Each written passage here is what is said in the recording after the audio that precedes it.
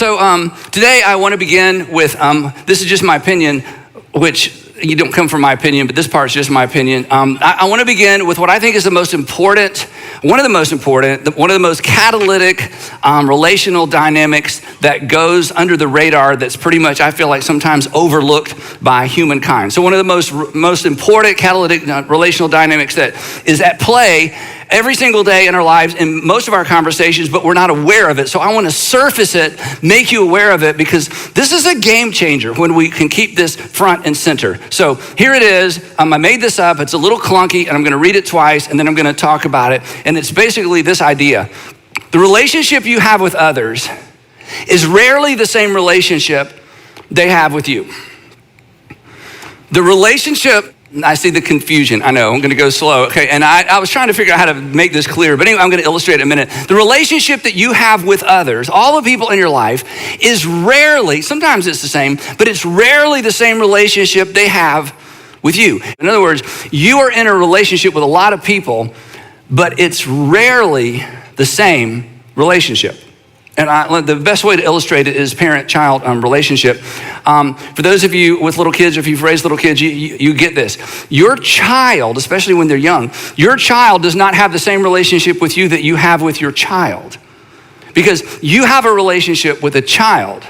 Your child has a relationship with an adult. Those are two very different relationships. Your child, you have a relationship with someone who is 100% dependent on you. Your child has a relationship with someone who holds all the cards until about 13, and then the cards start getting all mixed up and dealt around. Things become confusing, right? This is why we never really get our parents until we become a parent. You have to be in a relationship with your child to understand what it was like to be your parent in a relationship with you when you were a child. It's only when you become a parent that you feel what they felt, experienced what they experienced, feared what they feared, were concerned about the things they were concerned about. This is why most of us, when we, in young adult age,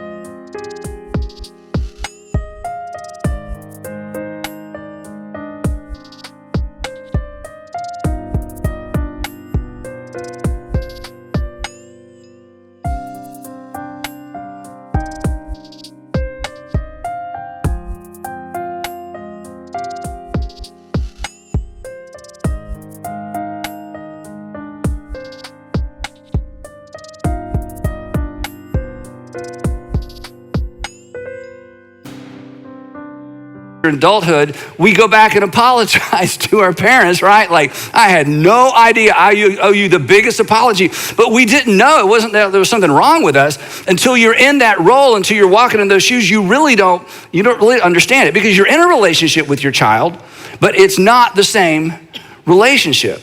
And this dynamic is true for most of your relationships, and it's true for most of my relationships. And as obvious as this is, and I'm going to give you some more illustrations. As obvious as this is, we rarely take it into consideration in our communication. We rarely take it into consideration with the words that we choose. Another illustration: at work, you are in a relationship with your employer. You're in a relationship with your employees, but it's not the same relationship. Everybody's friendly, but you know better than to think you're actual friends, because there's an inequality. And this is true, again, of most relationships. Older brother, younger brother, older sister, younger sister, older brother, younger sister. Even in family, there is an inequality. And because there's an inequality, it's a relationship. It's just not the same relationship. There's an inequality whenever one party is dependent upon or needs the other. Now, to be clear, equal value, everybody's of equal value in the relationship, but there's unequal power, influence, and authority. And when this is the case, it means you're in a relationship with someone, but it's not the same relationship. And this baked in relational reality, and this is not a problem to solve, this is just an is. This is just a tension to manage and to recognize, and as we're gonna see in a few minutes, this is a tension we should all figure out how to leverage in a positive and powerful way. But this baked in relational reality should govern and inform how we talk to each other. And specifically, it should influence the words we choose. We will come back to that in just a minute. Today, if you have not been tracking along with us, or if you have, we are actually in part 2 of a series entitled The Weight of Your Words. The weight of your words.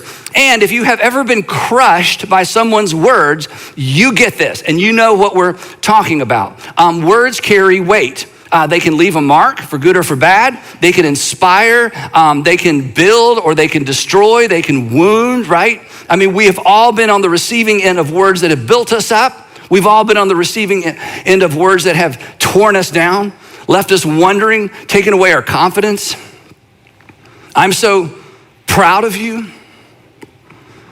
You embarrassed me tonight. I wouldn't miss it for the world.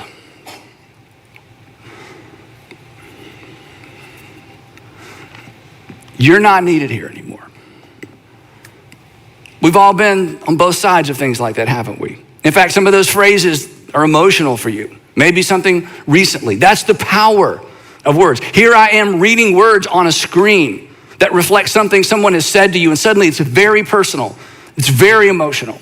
Our lives, I don't need to convince you of this, but our lives have been shaped by the words spoken to us, over us, and at times we feel like words spoken at us. This is true for our childhood. It's true right now for some of you in your marriages. You are dealing with wounds and carrying wounds, and your spouse has said, I'm just telling the truth, I'm just being honest. We talked about that last time, and you're like, yeah, you're just being honest, but you're killing me with the weight of your words.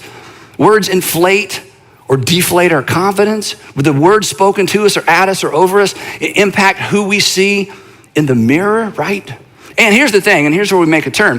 While we are quick to acknowledge the fact that people's words spoken to us, over us, and at us have impacted our lives and our childhood, and again, who we see in the mirror, we're quick to recognize that. I don't have to convince you of that. What we are not so quick to recognize, what we're often slow to recognize, and here's the point of today's few minutes together, and what we are slow to take responsibility for is how our words land and impact others, which should bother all of us, right? But it should bother a specific group of us more. Those of us who consider ourselves Jesus followers. The idea that our words have the potential to wound, that our words have the potential to undermine somebody's confidence or to undermine someone's self-esteem or to inflict a scar that they carry with the rest of their lives. That potential with our words should really bother us. And of all people, we should take responsibility for our words. And here's why. The Apostle Paul comes along and teases out Jesus, new covenant command to love us. He loved us to love as God through Christ loved us. And he teases it out, and the Apostle Paul says throughout his letters, hey, we're one another people. That's what Christians are supposed to be. We're one another. We are supposed to make decisions and choose words and respond in such a way that the person on the other side of us, the one another, is actually benefits by being in a relationship with us or being on the other side of us. We're supposed to encourage one another and honor one another and forgive one another and carry one another's burdens. We're supposed to sacrifice for the sake of the benefit of other people, which means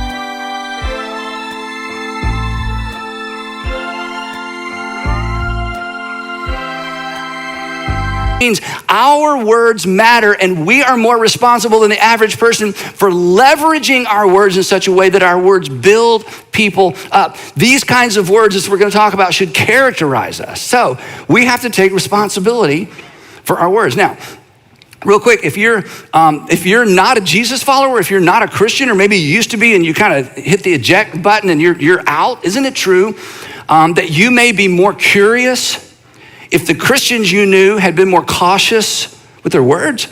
Isn't it true that you may be more curious or maybe more open to leaning in or rediscovering the faith that you grew up in or grew up with if the Christians around you had used their words in a different way as it relates to you, and not just to you, but the people that you love the most?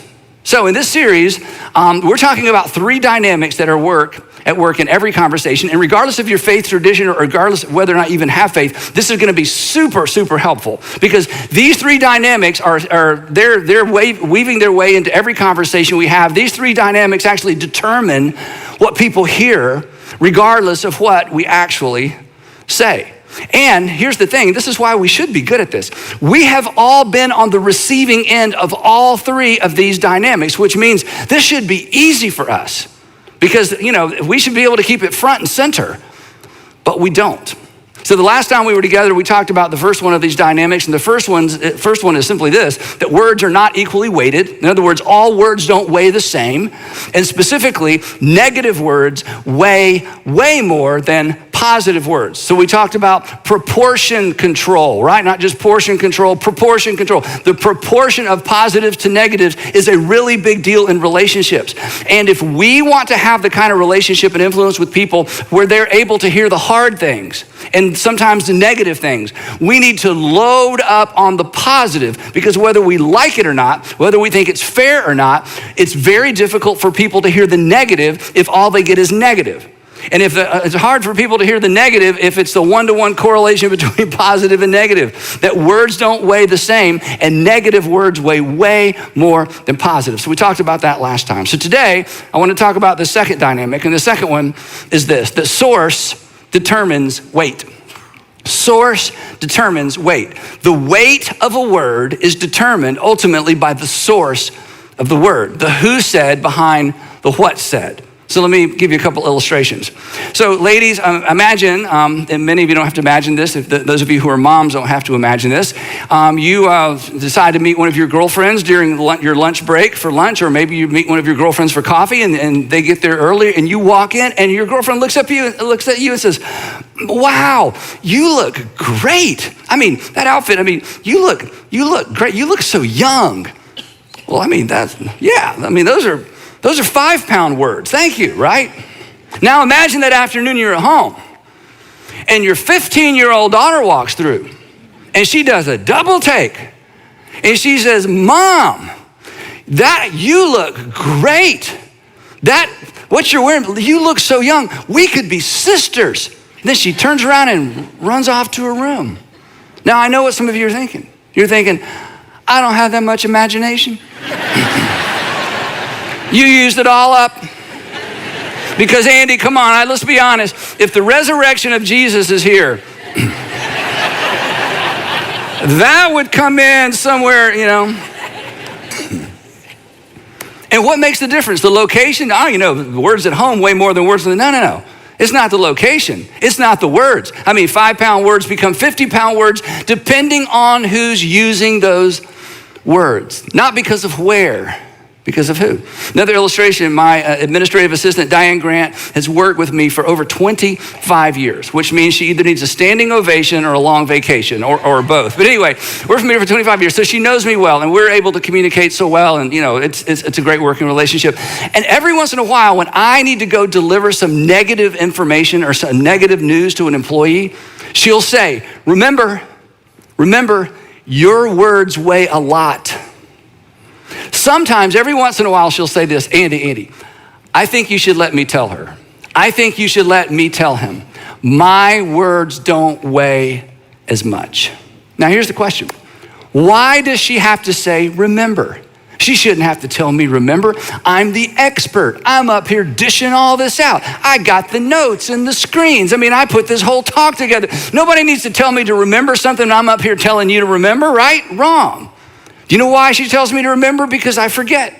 Because when I see the people that I work with, you know who I see? I see coworkers. I see peers. I see friends. Who do they see? They see the boss. It's very different. We're in a relationship. It is not the same relationship. So to tease this out a little bit, okay, it kind of looks like this. Source determines weight determines impact, and impact determines outcome. The source of the words determines the weight of the word. The weight determines the impact, how it lands. And the impact ultimately, in most cases, determines the outcome. Now, if you're into physics, just ignore this. I realize this, I'm messing with your categories, okay? But you get what I'm saying in terms of the flow of communications. Now, I'm often asked, and this may sound strange for me to talk about myself for just a second, but I'm often asked in leadership context, especially business leaders or ministry leaders, you know, when we're doing Q&A, hey, Andy, there's 3 questions I always get, and this is always one. Hey, how do you handle conflict, or how do you handle criticism? How do you handle criticism? And my first response is, what criticism? I mean, who would criticize a pastor? I mean, I'm sort of beyond, people don't know. Okay, that's not true. And so here's what I always say. I say, well, it depends on where the criticism's coming from, right? Because source determines weight. Social media criticism, here's what I do. I take screenshots of the best ones. I have a folder on my phone that says Andy haters, and I put them in there. And when I'm having dinner with my kids, I pull them out and I read them to my kids. I'm not making this up. In fact, I brought a couple just to, you know, so we can all laugh along. These are a little old. The newer ones are like, woo. But anyway, so these are a couple years old. Okay, here's one. At Andy Stanley, you are a false teacher. The Lord is a nice warm place waiting for you on Judgment Day. Wow.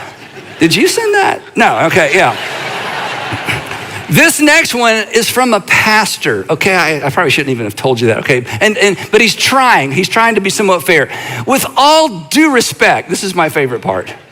You're a false prophet from Satan's hell, and if you don't repent, when you die and lift up your eyes in hellfire, you will be. I know. Okay, no pity. Does that hurt my feelings? No, these people don't know me. I mean, I share these with my kids. We got some zingers. There's some amazing ones, okay?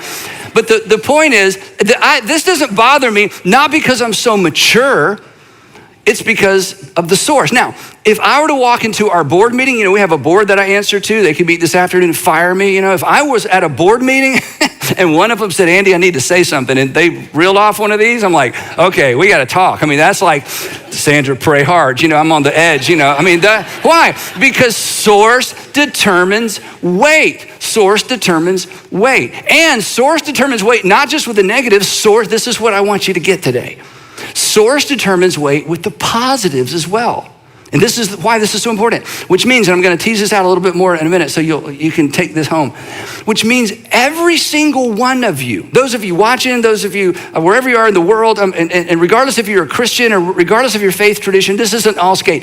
Every single one of you has unique potential to leverage the weight of your words in specific relationships. And if you get this right, you make other people better.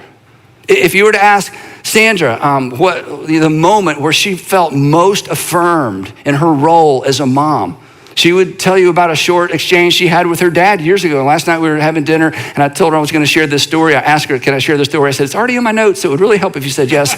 She said yes. And I went over it with her just to make sure I got the details right. And we both got emotional. So she's downstairs. Andrew's 30 years old now, so he was in a high chair. And she's downstairs early one morning, and her parents just spend the night with us. She's down there by herself, and she's got him in the high chair, and she's doing the poke and swipe, the poke it in, swipe the bottom lip, poke. Is that what you call it? Something like that. Anyway, she's got that thing going on. Her dad comes downstairs. Her dad is a man of few words, incredible man, but, sits down quietly, waits, watches. And then he says to her, and I quote, "You are a really good mom." Now, just to brag on my wife, okay, there were more epic and interesting and affirming mother moments than poke and swipe early in the morning when getting mush into Andrew's face, okay? I mean, and to be honest, Even bad mothers feed their babies, okay? So this isn't like, whoa, you're feeding your baby. Oh my gosh. You are like, no, right? And that's the point. That's the whole point. It wasn't what, it was who. I mean, she homeschooled our kids for 10 years, okay? She taught them to read. She taught them math. She can remember algebraic expressions. She bungee jumped. She learned to knit because Allie wanted to learn to knit. Then Allie didn't want to knit, but she'd already learned. She did all that, no complaining. One Christmas, one of our boys gave her spinners for the minivan. You remember spinners that you put on the wheel? And she just feigned gratitude like, oh my gosh, it's what I've always wanted. She's looking at me like, well, these go in the minivan? I'm like, they don't go in the minivan. She took them to homeschool day at Six Flags year after year after year. That's a real thing, homeschool day at Six Flags. And I learned, I never went because she's a way better parent than me. And I had to work that day. What day is it? Oh yeah, gotta work. Anyway, as much as I want to go to homeschool day at Six Flags, the lines were really short with all the roller coasters. Not because, there were fewer kids, but because on average, homeschoolers aren't that brave. Anyway, so sorry, homeschool kids. Anyway, so the point is, if we wanted to put everything she's done as a fabulous mom on the wall, there's so much to brag about. But you ask her, that's the moment. Because source determines weight. Now, so what do we do with that? I mean, that's just true. And nobody's gonna argue with that. But imagine, just for a moment, I'm gonna give you a specific application. Imagine if we remembered that everywhere we went in every conversation. Anytime you realize I have a little bit of a unique advantage, I have a little bit of a unique relationship. We're in a relationship, it's not the same relationship. Who am I? Imagine what we could do. Imagine what you could do, the power of your words. So here's the application. Remember, because we forget. Remember who you are and what you represent to the person on the other side of you. It's just remember who you are and what you represent to the person on the other side of you. And in any relationship where you have any advantage, positionally, relationally, even financially, you have a unique opportunity because your words carry additional weight. And I would just want to encourage you to leverage that opportunity every chance you get. Leverage your weighty words to encourage and to build and to direct and to protect. And real quick, I want to say something to all the middle school and high school students who are in the room, one of the rooms with us, or who are watching or listening. This is so important. Look up here. And whatever you're doing, just put it down for just a second. Okay, look. When it comes to your parents, look up here. You have no idea. You play a unique role in the lives of your parents. Your words weigh more than you'll ever understand. And you know what else? Your words weigh more as it relates to your younger brother and your younger sister than you'll ever understand. In fact, the reason your parents get on to you all the time about be nice to your younger brother, be nice to your younger sister, they understand the power of your words and you don't, and it's not your fault. It's not your fault. So that's why I'm reminding you, I understand your younger brother and your younger sister, to you, they're like a gnat. Why are they even in the room, right? But the reason they hover and the reason they spin is because you play a unique role and you will either use this time, this fleeting opportunity to do something amazing in the lives of your younger brothers and sisters, or you're gonna miss it. And I wanna challenge you to be the unique middle schooler or the unique high schooler and take advantage of that. And not just your brothers and sisters, your parents as well. And you know what? Your words to the lives of your parents, they weigh 500 pounds for positive or for negative. You have the power with your words as it relates to your parents. You have the power to crush or to encourage. Quick story, years ago, when President Obama was elected for his first term, I got a call from his administration to come be a part of the festivities at the National Cathedral, a service they have after the inauguration. Some of you remember that. And you may not know this, so you may want to write this down. So I don't know if you know this, but politics is not an emotionally neutral topic. I should put that on the screen. Politics is not an emotion. So when I got invited, I thought, wow, what a privilege. I was completely shocked.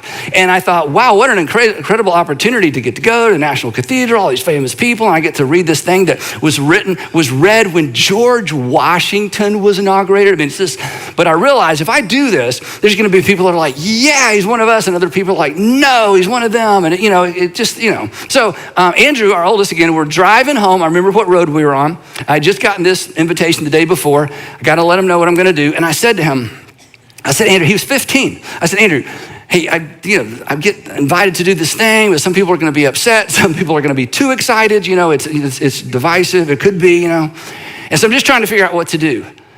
And he said something I'll never forget. And my point is, students, you have no idea the weight of your words with your parents. He said to me, he said, Dad, if God brought this opportunity along, don't you think you should take it regardless of what other people think? It's like the peer pressure talk for grown-ups, from the teenagers. Dad, don't give in to peer pressure. It's like, okay, so, I went ahead and did it, and the whole thing turned out great. But the point is, I'll never forget that. Why? Because his word, staff had an opinion, everybody's got an opinion, but my 15-year-old son, I'm like, goodness. So the point is, whether it's at home or at school or at work or in the neighborhood, remember who you are and remember what you represent to the person on the other side of you. Well, one more quick illustration. Mom and dad, this is so important. When you walk into your child's room to deliver some bad news, all right? When you walk into your child's room to deliver some not so good news, you see somebody who knows better and who needs to do better. But who do they see? They see the person whose approval they want more than anything else in the world. It's not the same relationship. You have a relationship, but it's not the same relationship. Who we are and what we represent should determine what we say, the words we choose, because who we are and what we represent determines the weight of our words. Now, so far, this has been great advice and a lousy sermon, right? In fact, some of you are like, if this is your first time, it's like, is this like positive thinking church? I've heard that's what it is. No, so far, good advice. So if we just stop right here, I want to say to all of those of you of a different faith tradition or not Christian, not a religious person, please you don't need to listen to the rest of this, but listen, you need to do that. Imagine our nation would be a much more pleasant place if all of us would leverage our words with the idea of building the person up, of the person on the other side of us, of building them up and encouraging them, right? But for Christians, the stakes are even higher. If you're a Jesus follower or claim to be a Christian, this is not optional. This isn't an add-on. This isn't like, oh, this will make me a better person, and I want you to hear me. And this isn't a ploy to leverage, in somebody's life to get what you want from them. I'm just gonna add more and more positive words, leverage the positive so I get what I want. This is not that. This is not a strategy for getting what you want. We are obligated as Jesus followers to get this right because we have a responsibility. We have a responsibility because we have been commanded by our Savior to love others the way that God through Christ has loved them, which includes the words that we use. We've been commanded to leverage our words with the benefit of the other person in mind. Now, last week, we teased out this passage. I'm just going to read it to you real quick and keep moving. But again, this isn't optional for us. The Apostle Paul, taking again Jesus' new covenant marching orders to love as God through Christ has loved us. And he says, here's what it looks like with the words that you choose. And he says, do not, it's a command. And he says, do not let any unwholesome or any stinky word come out of your mouths, but only words that are good for building others up. In other words, he says, every conversation's a construction site. Every conversation's a construction site. And you're either going to use your words to build or to tear down. He says, so you choose your words to build others up according to not your needs, according to their needs, that it may benefit those who listen. And why must we do this? Why is this important? Just so, hey, well, if you do this, you're just going to get along? No, that's not the reason. The reason if you're a Jesus follower or a Christian, you have to get this right, is because you don't represent yourself. You're not just a representative of yourself. For us, the application has a twist. The application for everybody is remember who you are and what you represent to the person on the other side of you. If you're a Jesus follower, if you're a Christian, there's a twist. And here's the twist. Remember who you are and who you represent to the person on the other side of you. And who are you? You're more than the employer.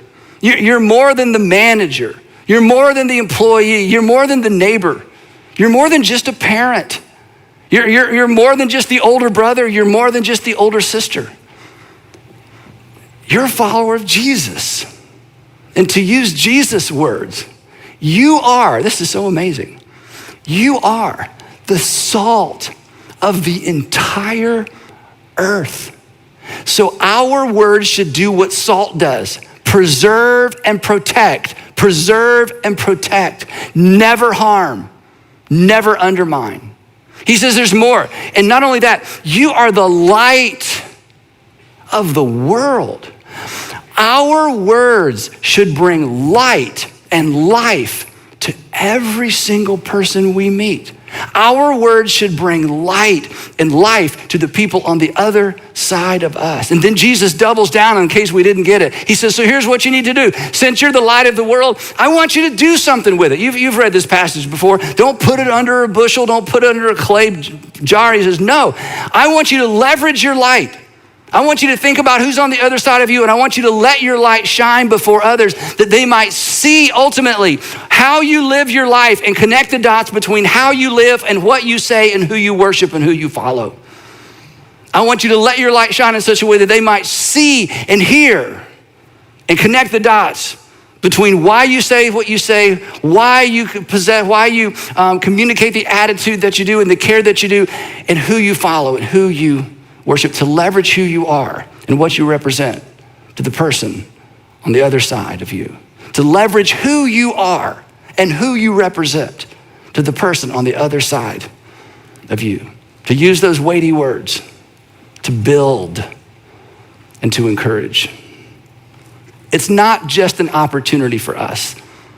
It's actually our responsibility. Just imagine for a moment. Imagine the influence that the church would have in the community and the church would have in the world if we'd just gotten this one thing right. Imagine the influence. And to be clear, for those of you who aren't Christians, hear me out. Not influence so we could take over and have control and have more people on our team. Because our King said this: I did not come to be served. I came to serve, and I came to give my life as a ransom for many. But imagine with taking on the attitude of Christ, as Paul talks about, the mindset of Christ. Imagine with that mindset. Imagine if for the last 50 years or the last 20 years or the last 10 years, if Jesus followers had embraced this posture when they thought about what they were saying, how they were saying it, and the words they chose to the people on the other side of them. Imagine where our country would be. Imagine where the world would be. This is what we have been invited to. Listen, I'm not exaggerating. It was that posture and it was that attitude that changed the world once, that changed the world for the better once. Imagine if that had been our track record. Do you know what we would hear? We would hear things like this: those Christians, they believe some strange stuff. But I gotta be honest, they are the most encouraging people I've ever met. In fact, even when they say hard things, you just can't help but believe they really have your best interest in mind. Even when they say some of that goofy stuff, it's like, gosh, it's hard to hate these people. It really is. Because I think, even though they're wrong, I think they are genuine and they're sincere. And when I'm in trouble, that's who I call. And when my family hit a bump, we're not even church people, and they were there. And my neighbor, he's a Christian, and he came over and he confronted me and he was getting all up in my face, and I was about to, and I realized he really cares about me. He didn't have to come over here and say this. He really cares about me and my family. Because all my other friends are saying, oh, it's none of my business, but these crazy Christians, I'm not sure I could ever believe what they believe, but I don't have a doubt that they believe it. Let's do that. When we don't get this right, Paul tells us what it looks like, what it sounds like. When we don't get this right, we lose the right to be heard.